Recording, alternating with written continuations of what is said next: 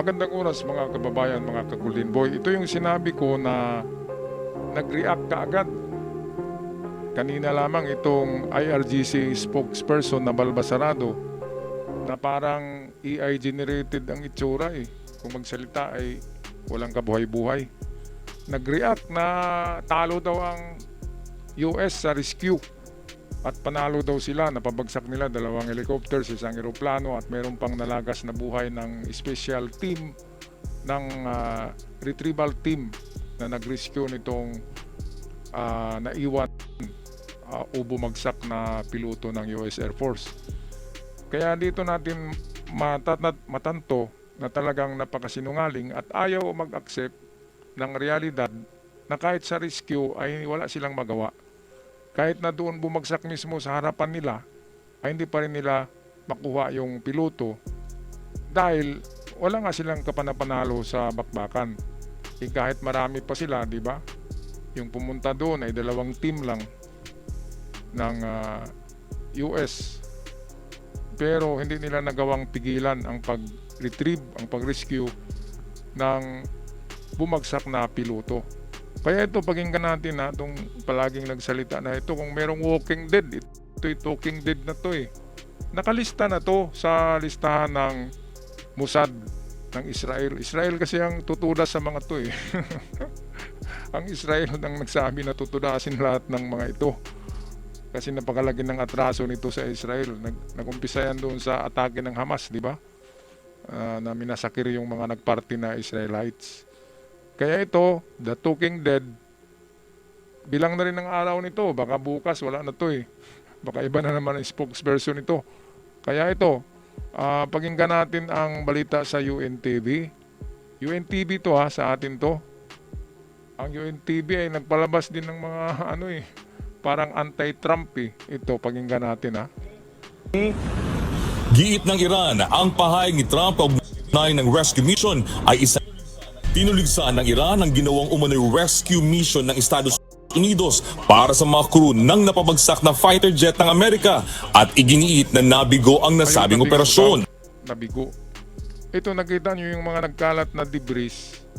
Yan yung self-destruction ng fighter jet ng Amerika. Kasi automatic yan protocol nila na kapag bumagsak yung eroplano sa loob ng teritoryo ng kalaban, pasabugin talaga yan para walang makuhang informasyon sa napakahalaga kasi ng design ng mga eroplano. Kapag nakuha yung example yung black box, di ba? Maraming makuha doon na informasyon. At kapag makopya yung mga disenyo, di ba, ng mga wirings, ng kung ano-ano, pag-aralan nyo ng China kasi ang China talaga gumagastos nga yan sa spy para makapag-spy sila kung paano ginawa yung mga fighter jet ng Amerika. Ang China, kopya-kopya lang talaga yan. Kaya makikita natin, ang itsura ng mga eroplano ng China ay kinopya pa rin sa Amerika. Pero ang laman yan ay hindi pareho. Parang cellphone yan na maganda sa labas, pero sa loob, hindi.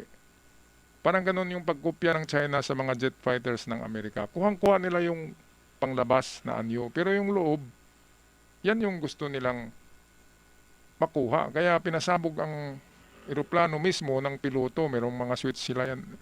Merong dala-dala na mga switch yan Kapag ganyan na na pangyayari, pasabugin talaga yan.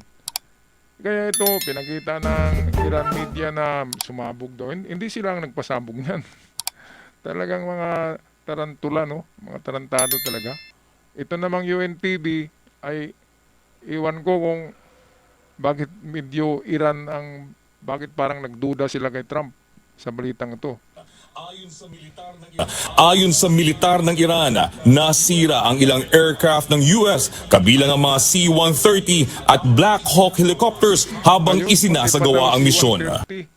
C-130, hindi naman lalapag yung C-130 dyan. Walang runway dyan Talagang napakatarantado. Paano lalapag dyan ng C-130? Ang laki-laki niyan na aeroplano. Wala namang ikakarga na tangke-digira dyan Kaya walang C-130 dyan. Walang dyan walang runway. Paano lalapag? Tsaka Black Hawk helicopters, mapabagsak. Naku, parang hindi totoo yan. bago ipadala yung mga helicopters, iikot na diyan yung mga jet fighters at bubumbahin na kung merong mga sundalo. Kaya magtatago yung mga IRGC, di ba? Kasi palagi yung atake sa Himpapawid. Nandyan yung Warthog 18. Mabuti hindi nila na-mention ang Warthog, no? Na-mention nila Black Hawk helicopters. Totoo, merong dalawang helicopters dyan na pumunta. Pero nakita naman natin nung unang video na lumilipad pa eh. So nakauwi yun, nakabalik. At saka sabi ko kanina, kung totoong may bumagsak na Black Hawk, anong sakay noon? Di sundalo. Kapag bumagsak yon sa lupa, bali-bali yung mga sundalo, hindi na yung makatakbo. So ibig sabihin, kung napabagsak nila ang dalawang Black Hawks, ang pasahero noon ng mga sundalong Amerikano ay bali-bali. At pwede nilang gawing hostage. Bakit wala? Kasi walang bumagsak na helicopter. Ganun lang naman ang analogy niyan eh. Safety na nakabalik lahat sa base. Pati na ang piloto. Lahat. Walang nalagas kahit isa. Napakasinungaling tong ano eh. Kaya binigyan ko to ng reaksyon kasi nasa Pilipinas to na channel, di ba? UNTV. Paborito kong channel. Para maliwanagan ng mga tao na hindi totoo tong balitang to na mukhang natalo ang Amerika sa bakbakan dito sa pag-rescue sa piloto. Patuloy tayo. با حضور به موقع نیروهای مسلح جمهوری اسلامی ایران به شکست کامل انجامید. پیرو اطلاعات قبلی در بررسی‌های تکمیلی توسط کارشناسان حاضر در صحنه مشخص گردید. 2 فروند هواپیمای نظامی ترابری C-130 Giit ng Iran, ang pahayag ni Trump kaugnay ng rescue mission ay isa lamang psychological warfare para pagtakpan ang kabiguan ng Amerika sa labanan. Dead eh. Talking dead. Yung iba dyan, walking dead. Sabi ko na lahat yan, nasa listahan ng Mossad yan eh. Lalo na yan, balbasarado na yan. Bigo daw si Trump. Saan ba nabigo? Sila nga yung pasasabugi na bukas eh. 48 hours na naman ang binigay ni Trump na dapat makipag-deal na ang Iran. Hindi naman sinabi ni Trump na sumuko kayo in 48 hours. Just make a deal. Makipag-deal lang. Yung ganun lang ang gusto ni Trump. Walang makipag-usap eh. Walang harap. Kay Trump siguro takot. Pero kung makapagsalita sa kanilang network, ay ganito katapang yung balbasarado. Pero kapag natuntun yan ng Mossad, ng Israel, ay nako. Lapida na naman yan. Samantala, marinding tinutulan ng Iran ang pinakabagong banta at deadline ni Trump para sa isang kasunduan at pagbubukas ng Strait of Hormuz. Binigyan diin ng Tehran na hindi makatarungan at labis ang mga kondisyong hinihingi ng US para sa kasunduan. At yung sa Amerika okay kasi yun kasi papayag ang Amerika nagagamit sila ng nuclear for domestic purposes katulad ng sa kabahayan, di ba? Sa mga factory gagamit doon ng nuclear power. Hindi yung gagamitin na nuclear bomb. Hindi yun pwede.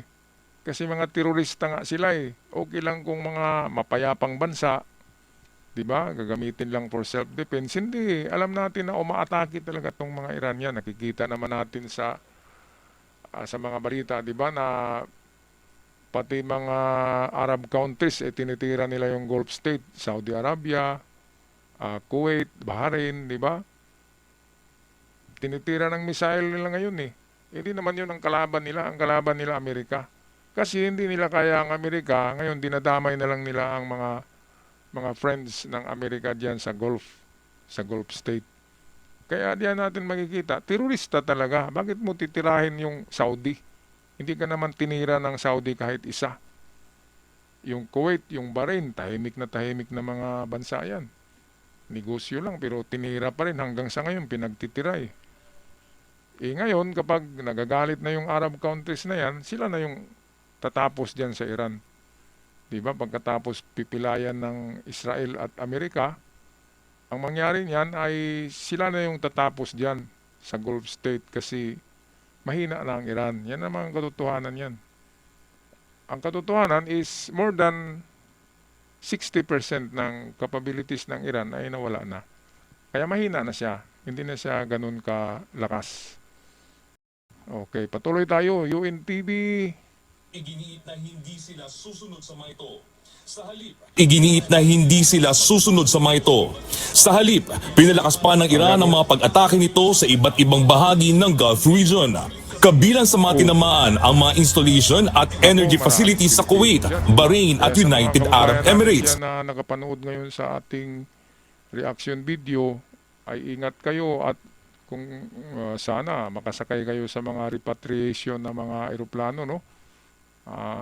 Sana makauwi din kayo, anin yung pera kung delikado talaga.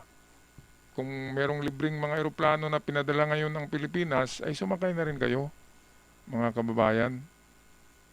Kasi meron pa namang ibang panahon, di ba? The cowboy will live another day. Yun nga ang motto ko palagi. Kapag taghirap ngayon, surrender ka muna. And then, kapag may panahon, doon ka babanat muli. The cowboy will live another day. Kaya sa ating mga OFWs dyan, sa mga nabanggit na lugar na binumba na naman ng Iran, ay umuwi na kayo kung merong masasakyan, di ba, na mga padala ng ating gobyerno. Okay, tapusin na natin ang balita courtesy ng UN TV. Na nagdulot ng malalakas na pagsabog at sunog sa mga energy at petrochemical facilities. Patuloy rin ang mas pinalakas na pag-atake ng Iran sa mga oil refinery. Mga kababayan, talagang nag-wild ng Iran eh. Kahit ano-ano na lang sa Gulf State, yung Arab nation, mga kapitbahay niya, pinagtitiran niya na eh. Lahat na. Iraq na lang yata ang hindi niya tinitira kasi nagipagkaibigan ngayon ng Iran sa Iraq. Magkatunggali din yan eh. Kasi merong mga hired militia sa Iraq na mga proxy rin ng Iran. Kaya hindi nila tinitira ang Iraq ng missiles, baka magalit. Yun na lang yung natira na kaibigan nila eh, yung nasa mga militia sa Iraq. Pero sa buong Gulf State ay wala na. Talagang isang na lang yan ng mga mga hari. Kapag sinabi na atake na sila, yung Qatar, di ba? Yung Qatar galit na rin, Saudi. Tapos ang Iran. Pero palagay ko hindi talaga atake ang Saudi. Gagamit lang yan ng mga milisya. Gagamit yan ng mga proxy, yung mga bayaran ng mga warriors. Kasi ayaw talaga nila ng gulo, yung mga hari diyan sa Gulf State. Alright, anong masasabi nyo dito mga kababayan, mga ka-Golden Boys, sa napakasinungaling na pahayag ng spokesperson ng IRGC? Mantakin nyo 2 Black Hawk bumagsak, isang 130 cargo plane at ang dami-dami pang pinagsasabi, di ba? Wala na nga yung na-retrieve na nga successfully yung piloto. Ibig sabihin, successful na yung operation ng Amerika. Period. No excuses. Period na yan. Hindi na sabihin na sumabog ang nila. Ang tanong, meron bang namatay na sundalo ng Amerika na naiwan? Diba? Kung totoong bumagsak yung 2 helicopter, sinong piloto nun? Dapat ang piloto nun, bumagsak din pilay-pilay. Kasi walang ejection ang helicopters eh. Hindi katulad sa jet fighter na pwedeng mag-eject yung piloto. Kaya kung babagsak ang helicopter, balik-balik talaga yung mga sundalo doon o baka sunog. Yun ang katotohanan, mga kababayan. Kaya sinungaling. Dito pa naman binabalita sa Pilipinas. Kaya tuloy itong mga kababayan natin na ibang paningin, ibang pakikinig, naniniwala diyan sa Iran. Kaya klinaro ko lang, very successful ang operation na yon ng Amerika sa retrieval ng piloto at walang kapalpakan na nangyari, mga kababayan. Pag-i-comment sa ating comment section. Ako magpapaalam na maraming salamat. At sa mga nag-subscribe, milyon-milyong pasasalamat din. At sa aking event followers, 1 million times 10 million na pasasalamat. To the infinity. Hanggang sa muli. Paalam.